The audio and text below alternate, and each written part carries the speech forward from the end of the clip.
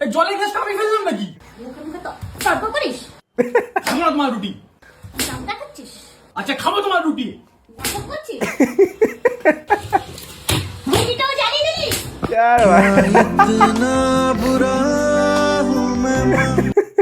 যত দোষ নন্দ ঘোষ, এই মায়েদের মুড ভাই বোঝা খুব মুশকিল। একটা মুহূর্তে দেখবে তোমাকে কি সুন্দর আদর যত্ন করছে, ভালোবাসা দিচ্ছে, কিন্তু আবার সেই মুহূর্তে দেখবে তোমাকে ফটাস করে চড় মেরে দিয়েছে। কেন মারলো, কিসের জন্য মারলো, তুমি কোশ্চেনও করতে পারবে না। তাও এই জেনারেশনের মাগুলো তো বোঝে এটাকে মুড সুইং বলে। আমাদের মাদের ভাই মুড সুইং ফুড সুইং বলে কিছু হয় না। আমাদের মাদের হয় হাতে চুলকানি, ছেলে পয়দা করেছি মানেই কেলাবো, যখন ইচ্ছা তখন কেলাবো। সেদিন ভাই কি সুন্দর লক্ষ্মী ছেলের মতন আমি সকাল সকাল ঘুম থেকে উঠে গেছি, আমাকে আমার মা খুব সুন্দর আদর যত্ন করে সকালের খাবার টাবার খাওয়ালো। কিছুক্ষণ পর মায়ের কানে খবর আসে যে বেবি পিসি নাকি জলের সুইচ বন্ধ করতে ভুলে গেছে।